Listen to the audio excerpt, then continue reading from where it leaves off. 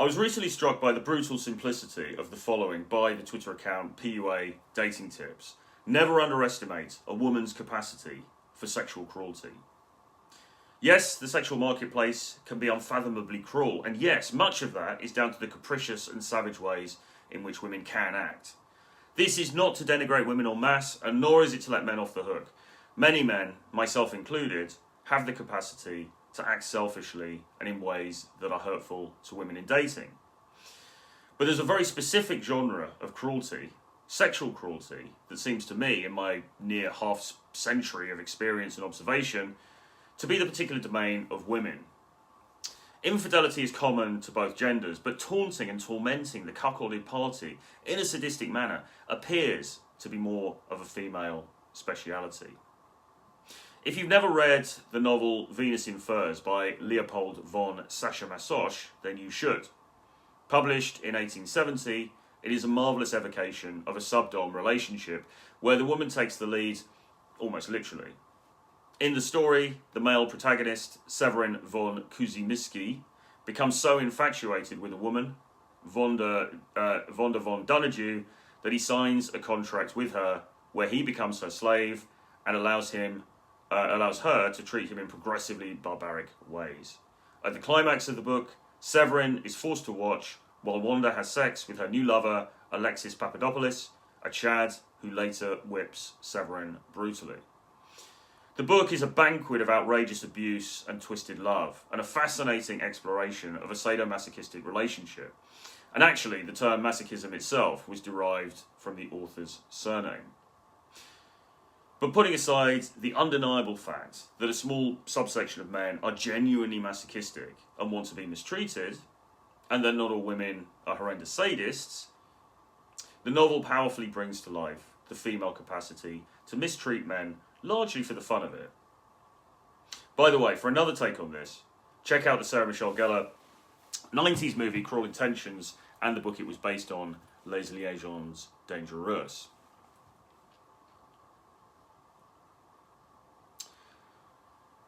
Sex and relationships are all a power play, you see.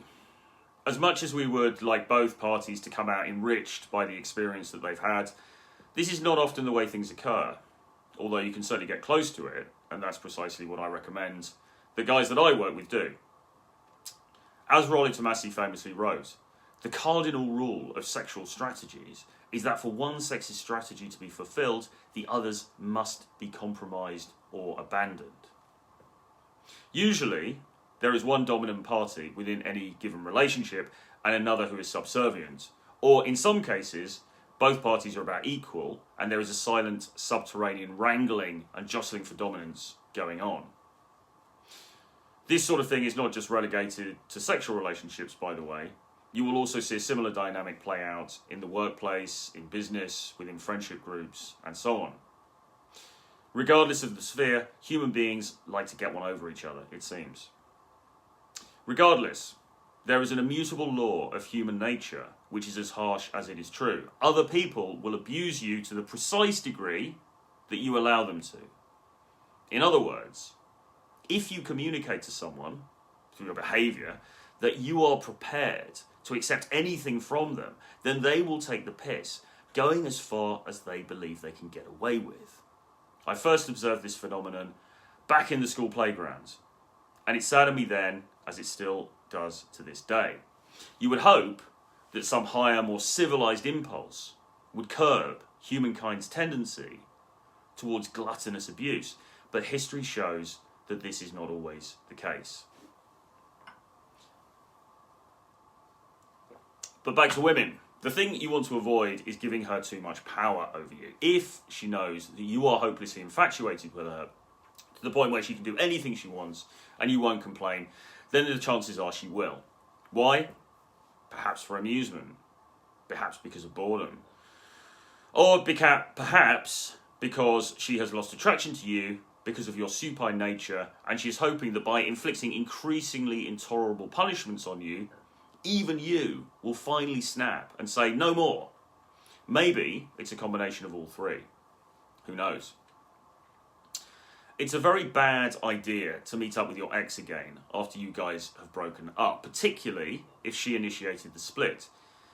As we all know, girls don't generally do this unless they have someone else lined up to take your place. And once she's intimate with someone else, you don't want to re-enter her orbit.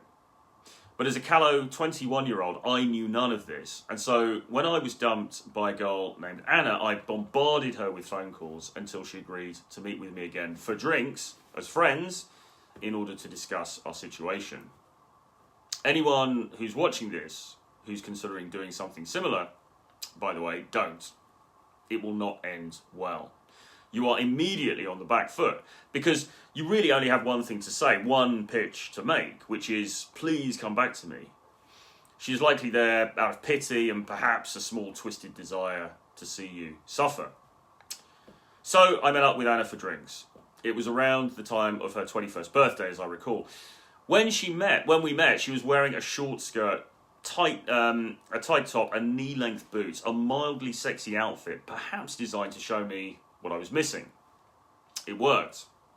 We went to a pub for drinks, and as we drank and became intoxicated, my maudlin and pathetic desire for her was reignited by the outfit and her proximity after her absence of a couple of weeks.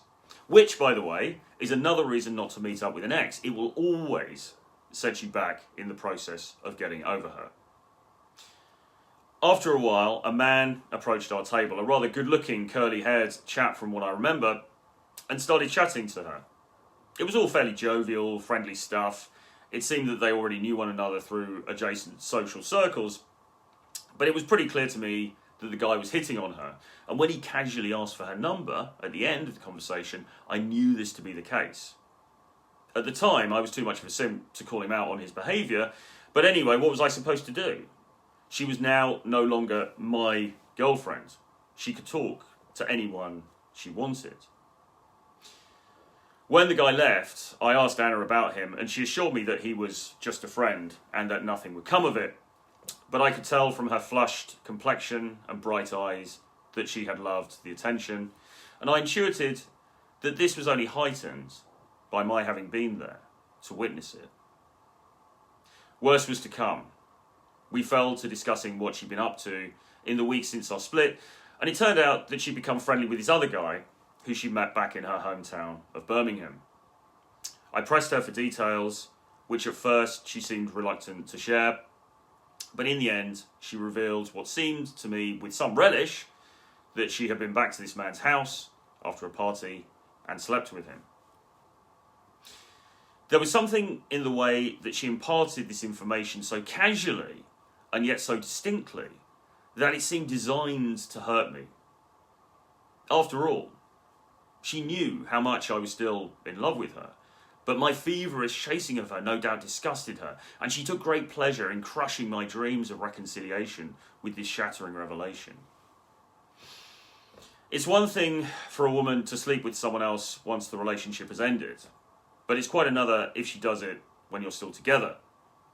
And it should go without saying that infidelity, the ultimate mark of disrespect, should never be tolerated. But after Anna, I got together with another girl, Lily, who did end up cheating on me. At first, everything was great, as it usually is in the initial honeymoon period of a relationship. Lily and I met at the club where I worked, and the chemistry was immediate. It turned out that she was a virgin, and after some pleasurable sessions of just messing around, we eventually slept together. I was her first, of course. For a while, passion and romance reigned supreme. But once again, my neediness sabotaged things. You have to remember that as a 22-year-old, I had little experience with women. And when you're in that situation, it's like allowing a kid to play with fireworks. The days and weeks rolled on and became months and then years. We were very close. She was kind and caring. She was the love of my life. Until she got a job in a local pizza restaurant. Now, all of a sudden, she was working late all the time. There were staff nights out and parties. At this point, we were living together, and I came to dread Friday and Saturday nights, since she would go out to work, and there would be no telling what time she might return. Midnight, 1 a.m., 3 a.m., 7 a.m. I felt completely powerless, and because I had zero authority in the relationship, there was nothing I could do about it, or so it seemed. Of course, I should have walked away. Easy to say in hindsight, but with the attachment issues I had at that time, if you'd have told me that, I simply wouldn't have understood. You might as well have been speaking Swahili. Well, her late night entrances led to bitter arguments and accusations. For a long time, she denied everything. But then, one night, after she'd come home even later than usual, and I pressed her, she confessed that she had indeed slept with a handsome co-worker of hers, Jim. 3 times, she added, as though curious to see how I would react. I suppose that was my cue to leave, and that's doubtless what she wanted me to do, but in the end, I forgave her. Now, she knew beyond all shadow of a doubt that she had absolute power in the relationship, and as we know, absolute power corrupts absolutely. I have all the power here, she once said to me. No, you only think you do, I responded, knowing it was a lie. No, she snapped back, I have all the power, and that's it. After that, she continued staying out late and now barely even attempted to conceal her dalliances with other men. I recall how one time she promised to reinitiate giving me oral sex so that she could practice on me. And when she took up with another guy called David, she would pretty much explicitly go to after parties at his place, alone, knowing that I would neither say, much less do, anything about it. Actually, though, by this time, the mists of all the alcohol and drugs that I had been taking had begun to rise. I'd gone into treatment and was getting sober, and I pretty much emotionally disconnected from Lily. All that was in question now was when and how the relationship would finally be brought to an end. Although I'd fallen out of love with her by this point, I was still nervous to break it up. And furthermore, my advisors had told me not to make any big changes in early sobriety.